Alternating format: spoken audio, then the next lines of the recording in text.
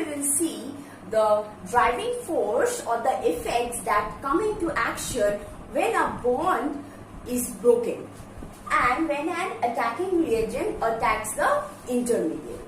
So, these effects come into action if, number one, there is difference in electronegativity.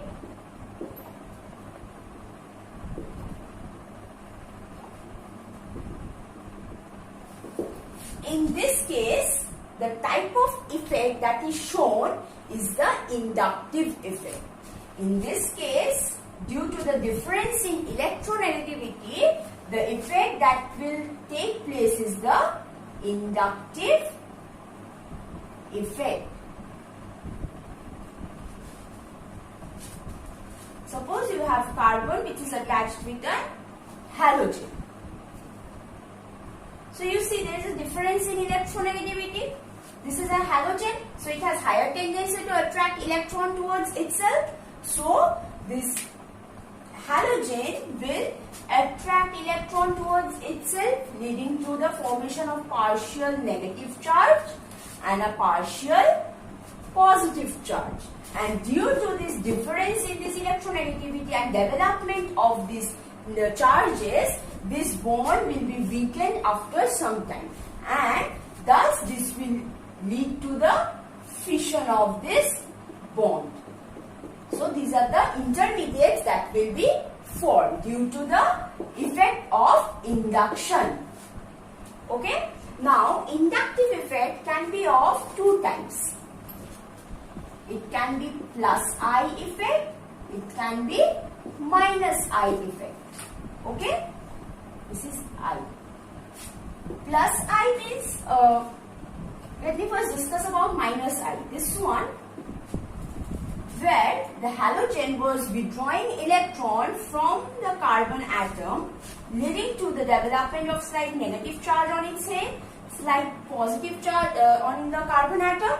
So, this type of effect is called negatively inductive effect because halogen is withdrawing electrons towards itself. So, the electron direction is away from this carbon atom. That's why negative induction. So, this carbon is losing this electron. So, it is withdrawing. This halogen is withdrawing towards itself. So, this is negatively inductive effect. Now, in case of this, where R is an alkyl group. This R is an alkyl group. In this case, R will donate electron. It will push electron towards this carbon atom. So, electron is getting added in this bond. So, this is plus I effect. So, in simpler language, if I explain, when an atom or any group is withdrawing electron, is taking away the electrons from the carbon atom, that is negatively charged inductive effect or minus I effect. And when any group is pushing electron or giving electron, donating electron to this carbon atom, that is plus I effect. This is a permanent effect. This inductive effect is a permanent effect as it leads to the fission of the bond, and this occurs in single bond, that is a sigma bond. When sigma bond is there, this is a sigma bond. So, when this sigma bond is present, then only this inductive effect will occur. Okay? Because in case of pi bonds, we have some other effects. So, inductive effect will take place if there is slight difference in electronegativity. It can be plus I effect, where one group will donate electron towards the carbon atom and another will be withdrawing electron from the carbon atom, that is negatively charged inductive effect or minus I effect. Next is when suppose a pi bond is present. A presence of, so this is a permanent effect and occurs through sigma bond. When the electron exchange or electron movement takes place through the sigma bond. Now, in this kind of effect, pi bonds. So, if any pi bonds are there, then the type of effect that will come into action, that is electromeric effect.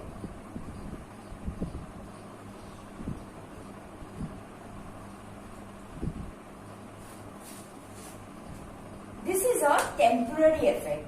This occurs when an attacking reagent is present. So, this is a temporary effect. So, if you remove the attacking reagent, it will again become the same pi bond. Suppose, for example, C double bond O is there. So, you see this double bond O, like the O is more electronegative, so it will try to pull electron towards itself. So, this pi bond electron will be transferred to the oxygen atom. But what is the condition? Like, why it will do? Due to the presence of any attacking reagent. Suppose A. So, since A is present, so this transfer of these pi electrons will occur. Now, if there is no A, no such effect.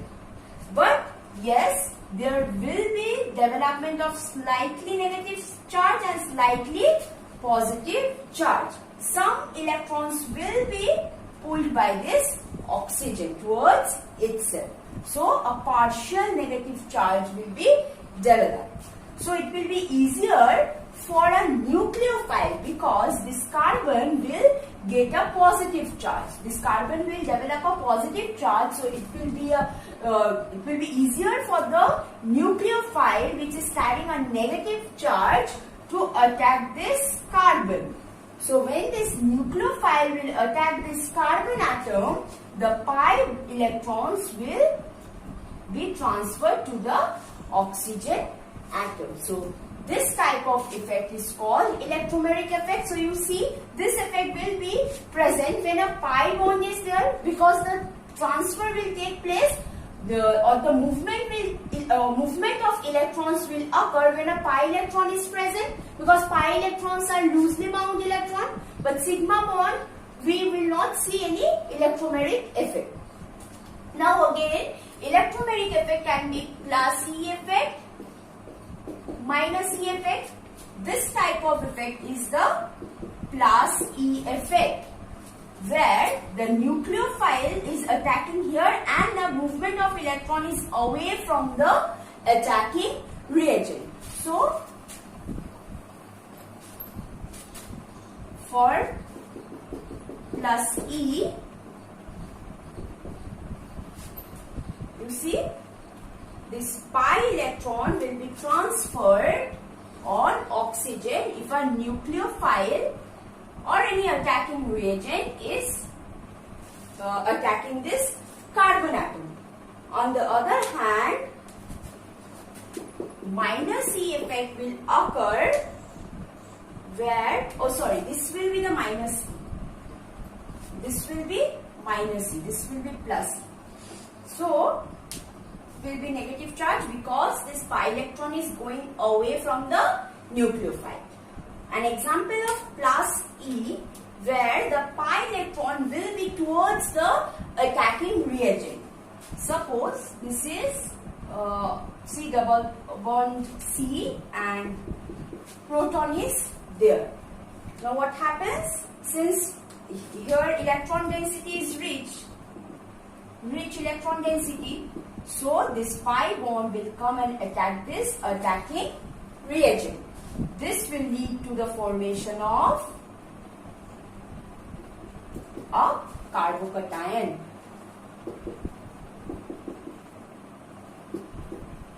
So you see how these effects are helping in the formation of the intermediates. So these effects are really important for the organic reaction to occur. So these are the driving force which will lead to the formation of the intermediates.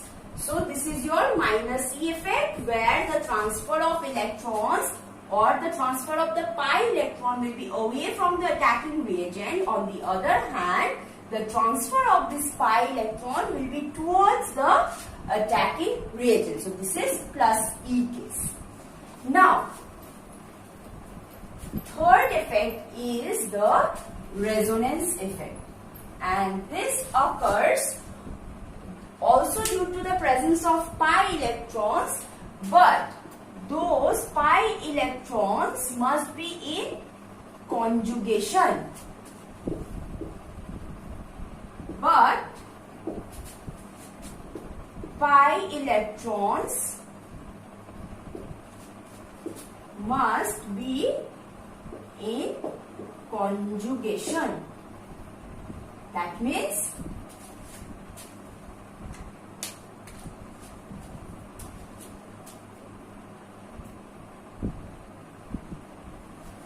single bond, double bond, single bond, again double bond. So you see the movement of these pi electrons is very smooth. So it can be delocalized here. Again, due to this movement of this pi electron can be delocalized here. So in case of resonance effect, delocalization of pi electrons must take place. So if the pi bonds are not in conjugation, resonance will not occur. Okay? So this gives a very high degree of stability. This type of effect will lead to a stable intermediate. So resonance occurs when the pi electrons are in conjugation and it will be delocalized. Now, in case of resonance, there are few things that you need to know. This is benzene. So you have this pi, single bond pi, single bond pi. So you see all these three bonds are in conjugation. So this pi bond can move here, this can go there, this can go there. So we will get another structure like this.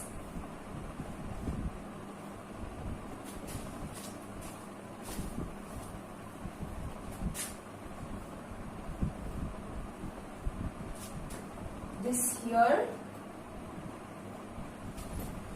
So this is structure number 1, this is structure number 2. Again this will move. It will give rise to the same compound, that original structure. So these structures are called resonating structure or conjugating structure, or this we can say contributing structure. Okay, and the structure in between them is called the resonance hybrid. So if I draw the hybrid structure of these two canonical structures, we will get something like this.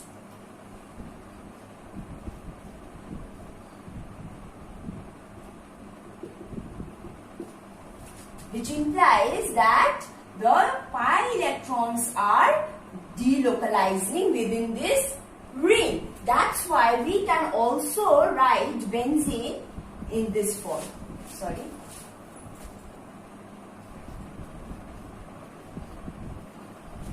We can also represent benzene in this way.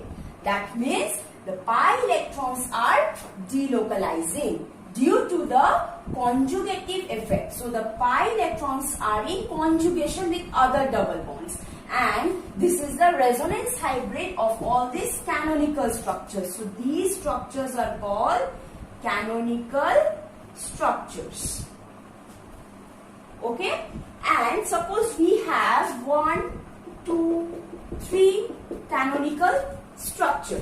Now out of these 3, one looks quite similar to the original structure, and that depends on several factors. One of them is that suppose any group is present, suppose chlorine is present here. Okay, now if there is positive charge on the chlorine head and negative charge on the this carbon atom, so this structure is less stable. So this is not so contributing towards the original structure. So this is more look like closer to the original structure. Why? The more electronegative element is having positive charge and the less electronegative element is having negative charge. That shouldn't be the case.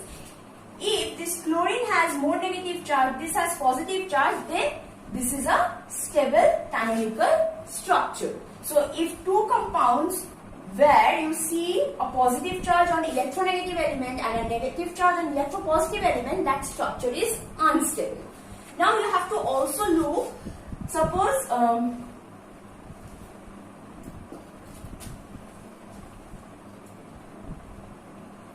this has positive, this has negative. This is kind of okay, but still this is less contributing. Charge separation must be least. Now if there is a positive charge, so two carbon atoms, two adjacent carbon atoms having positive charge, that is not stable. Okay? That is least contributing towards resonance. Moreover, if more the number of double bonds, covalent bonds are present, then that structure is very stable and more contributing towards the original structure. So, this is how you can find out the stability of the canonical structures if you are asked this kind of question. So you have to see whether any charge is present or not. If any charge is present, then you have to see where it is present. Then like the location of the charges, more the distance between the charges, more stabilities. Okay, and charge separation should be less. Now there is another form or the modified version of resonance, and that is hyperconjugation. So number 4 is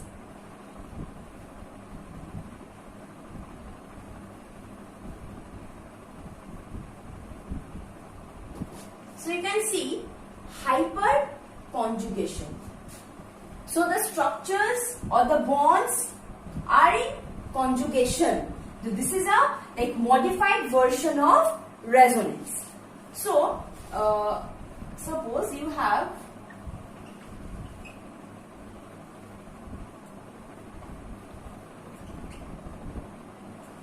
yes.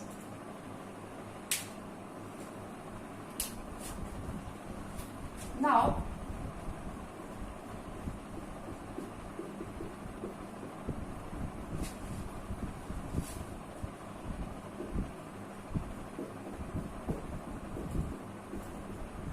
so you see this double bond can move, the pi bond can move.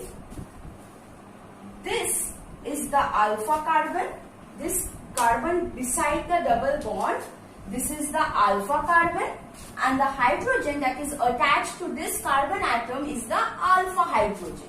So you see this alpha hydrogen is in conjugation with this double bond. You see this bond of this alpha hydrogen, then a single bond, then a double bond.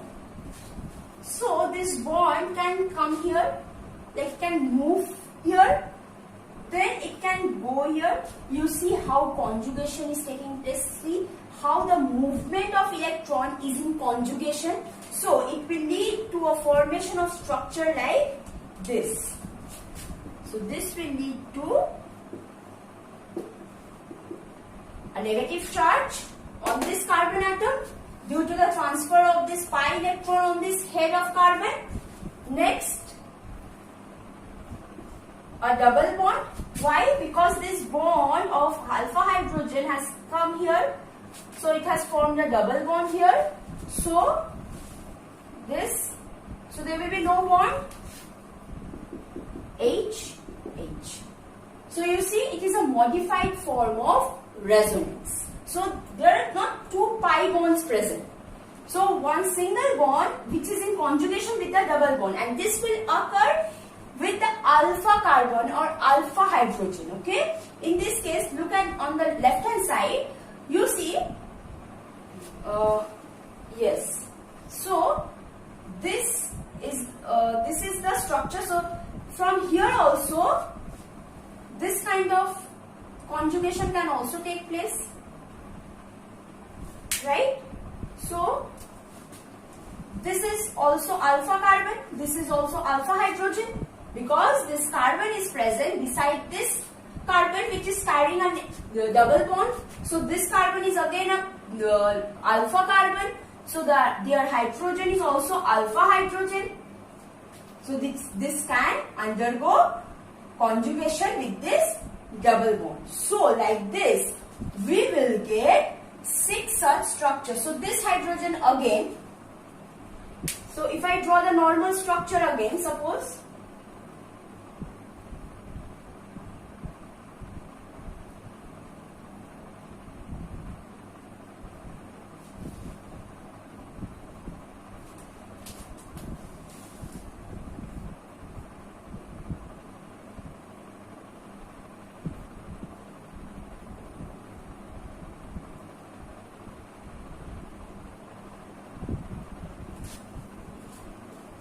This hydrogen can also participate in hyperconjugation, right? This hydrogen can also participate in hyperconjugation. So I will get 3 such structure from my right hand side. So these 3 hydrogen are the alpha hydrogen. So remember, in hyperconjugation you have to look for the alpha carbon, so that you can get alpha hydrogen. Okay. Come to this side. You see, this is also the alpha part. So these hydrogens are alpha hydrogens. So this can also take part in hyperconjugation. So total we will get 6 hyperconjugating structures. So this kind of structure is called conjugating structure, hyperconjugating structure.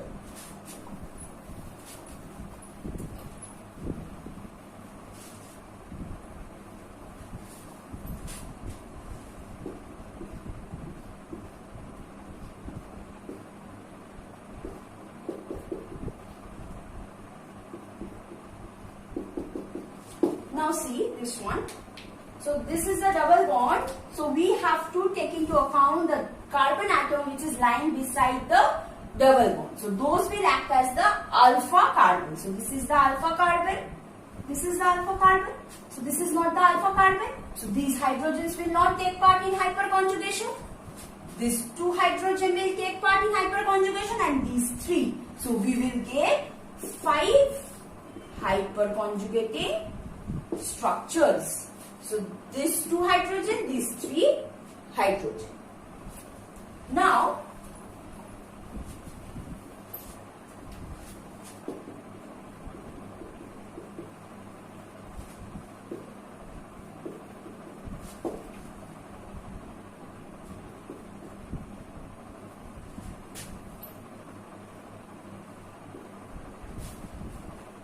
this is the carbocation which I need to stabilize. So this carbon has 1 hydrogen, this has 1, this has 3. So you see, this is the carbocation which is attached to this carbon. So beside this, these are alpha carbons. So this hydrogen can donate its pi bond here. So this carbocation will be stabilized, right? So the structure that we will get is on this side CH3, C, there is a double bond that is formed. Then C, no bond here, H, CH3. So this is one hyperconjugating structure that I have got. So I will get another one from this hydrogen, 2. These 3 will also take part from this side, 3 plus 2, 5. See, this 3 is not in conjugation with this positive carbocation. So see, this hydrogen single bond, single bond, single bond. So it is far away from this carbocation. So this carbocation can be stabilized by hyperconjugation, which will give 5 hyperconjugating structure.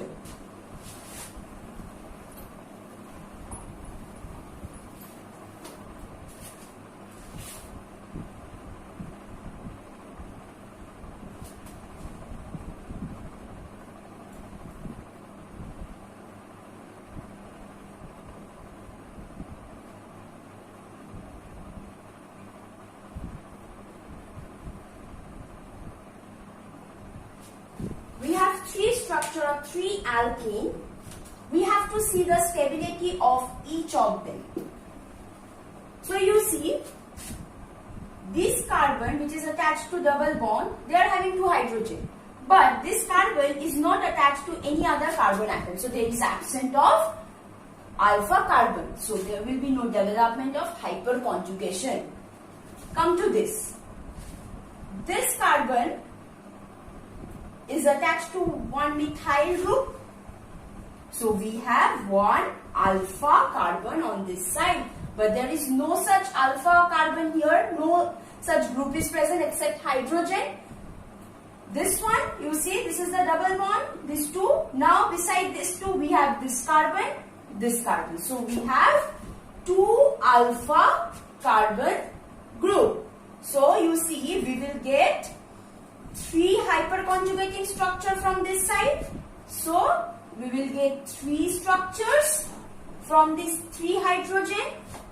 We will get 3 plus 3, 6 structures from here. 6 hyperconjugating structures from C. So I can determine the stability order of these 3 alkene.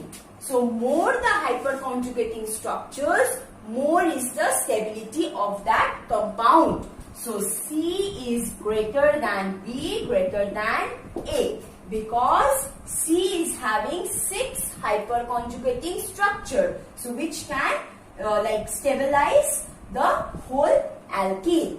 This has 3 because beside this double bond we have one alpha hydrogen. So with one alpha hydrogen we will have 1 alpha carbon. So we will have 3 alpha hydrogen. So 3 structures we will get which will undergo hyperconjugation. There is absence of any alpha carbon. So no alpha carbon, no alpha hydrogen. So no structure.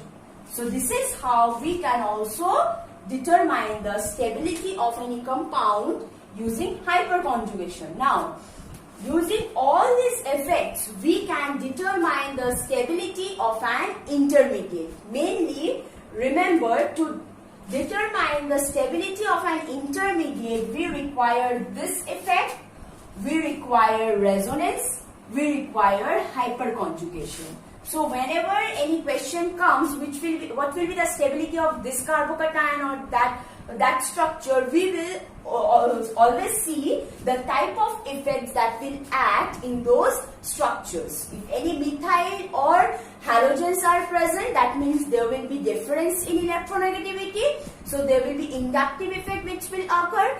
If there is a pi bond and that is in conjugation with any other carbocation or any other double bond, that will lead to resonating effect.